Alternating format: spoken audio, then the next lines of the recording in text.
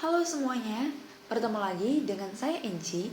Dan setelah kita membahas mengenai operan conditioning yang mencakup adanya pemberian konsekuensi seperti reinforcement pada kesempatan sebelumnya, pada kesempatan ini saya akan menjelaskan mengenai beberapa jenis jadwal pemberian reinforcement atau penguatan yang sederhana dan sering digunakan. Pada kesempatan kali ini, kita akan membahas mengenai perbedaan antara jadwal berlanjut atau continuous schedule dengan jadwal berselang atau intermittent schedule. Selain itu, kita juga akan membahas mengenai beberapa jenis jadwal berselang yang sederhana dan sering dipraktekkan. Pertama-tama, apakah perbedaan antara jadwal berlanjut dengan jadwal berselang?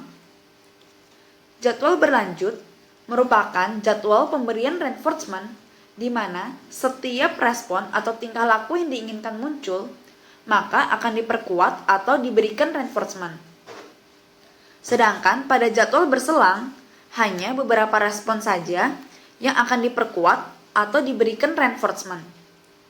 Jadwal berlanjut sangat efektif untuk digunakan saat awal pembentukan dan penguatan tingkah laku. Sedangkan jadwal berselang efektif untuk digunakan saat kita ingin mempertahankan suatu tingkah laku yang telah terbentuk. Dengan kata lain, setelah jadwal berlanjut berhasil membentuk suatu tingkah laku, maka jadwal berselanglah yang sebaiknya diterapkan untuk mempertahankan tingkah laku tersebut. Dampak dari penggunaan jadwal penguatan adalah terbentuknya suatu tingkah laku yang stabil. Pola stabil akan muncul saat organisme atau individu telah terpapar cukup kuat dengan suatu jadwal, atau dengan kata lain telah menjadi kebiasaan. Selanjutnya, terdapat beberapa jenis jadwal berselang dasar yang sering digunakan. Jadwal-jadwal tersebut ditentukan dari kepastian dari jadwal pemberian reinforcement dan dasar pemberian reinforcement itu sendiri.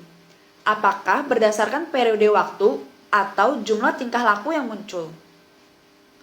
Keempat jadwal tersebut adalah fixed ratio, variable ratio, fixed interval, dan variable interval. Yuk kita bahas satu persatu. Yang pertama adalah fixed ratio.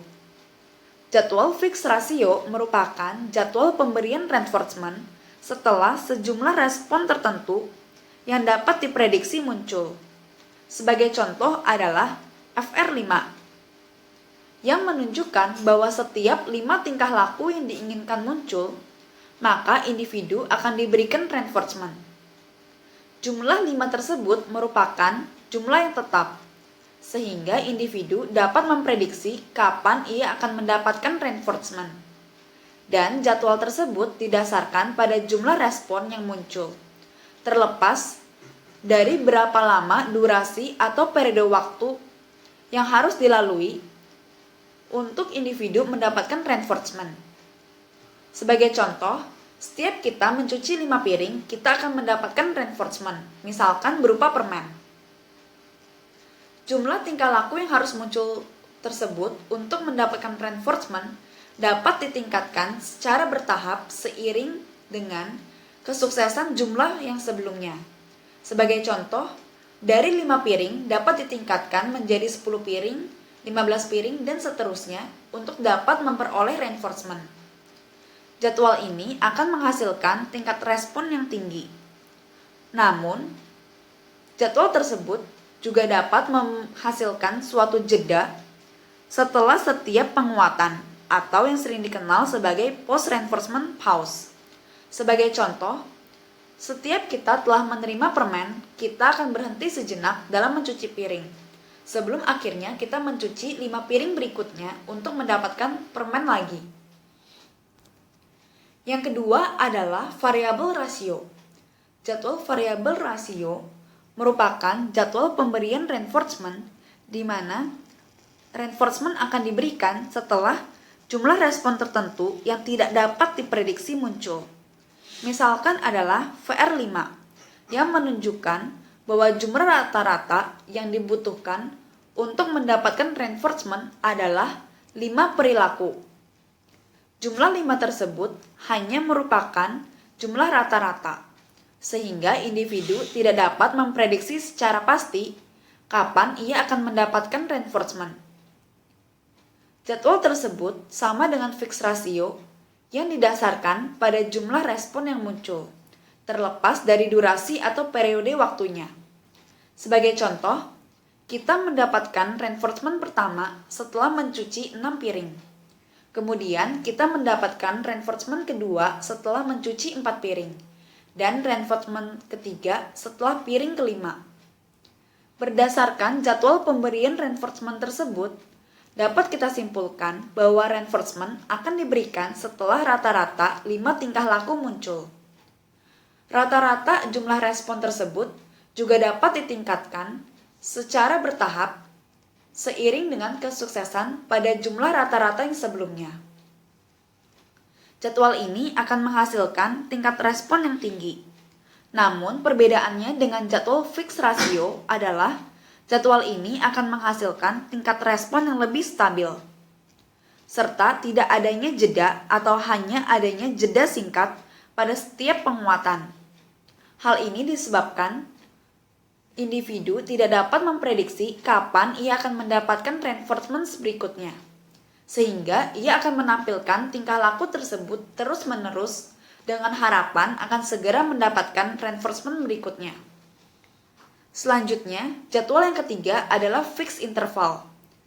Fixed interval merupakan jadwal pemberian reinforcement setelah respon pertama muncul setelah periode waktu tertentu yang dapat diprediksi berlalu.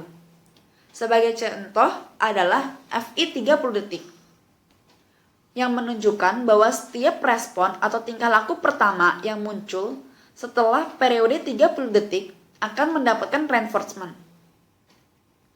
Jumlah 30 detik tersebut adalah durasi periode waktu yang bersifat tetap, sehingga individu dapat memprediksi kapan ia akan mendapatkan reinforcement.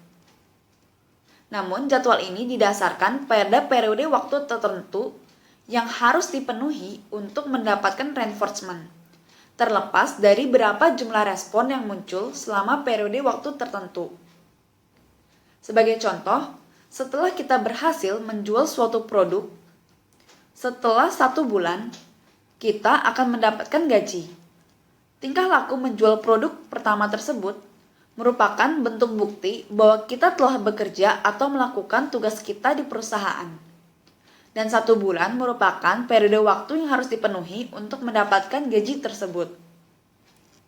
Durasi waktu tersebut juga dapat ditingkatkan seperti halnya fixed ratio dan variable ratio. Jadwal ini memiliki kelemahan di mana jadwal ini akan menghasilkan scallop dalam pola respon, di mana respon cenderung meningkat saat mendekati akhir periode atau di awal periode, dan akan menurun di tengah-tengah periode. Hal ini karena individu telah dapat memprediksi kapan ia akan mendapatkan reinforcement, dan jumlah respon yang ia tampilkan tidaklah penting, melainkan hanya tingkah laku pertama setelah periode waktu tertentu. Jadwal terakhir yang akan kita bahas pada kesempatan ini adalah variable interval. Jadwal ini merupakan jadwal pemberian reinforcement setelah respon pertama muncul setelah periode waktu tertentu yang tidak dapat diprediksi berlalu. Sebagai contoh adalah VI 5. Di mana setiap respon atau tingkah laku pertama yang muncul setelah rata-rata periode 5 menit akan mendapatkan reinforcement. Jumlah 5 menit tersebut hanya merupakan rata-rata dari durasi periode waktu yang harus dipenuhi. Dengan kata lain, individu tidak dapat memprediksi secara pasti kapan ia akan mendapatkan reinforcement. Namun, jadwal ini juga sama seperti fixed interval di mana didasarkan pada periode waktu yang harus dipenuhi, bukan pada jumlah respon yang harus muncul. Sebagai contoh, anak mendapatkan reinforcement pertama setelah ia menampilkan tingkah laku belajar pertama setelah 25 menit. Kemudian ia mendapatkan reinforcement kedua setelah menampilkan tingkah laku belajar setelah 35 menit. Dan yang ketiga, setelah ia menampilkan tingkah laku belajar pertama setelah 30 menit. Bila kita cermati, rata-rata periode waktu yang harus dipenuhi anak untuk mendapatkan reinforcement adalah 30 menit. Rata-rata durasi waktu yang harus dipenuhi tersebut juga dapat ditingkatkan secara bertahap seiring dengan kesuksesan pada durasi sebelumnya. Jadwal ini akan menghasilkan tingkat respon yang sedang.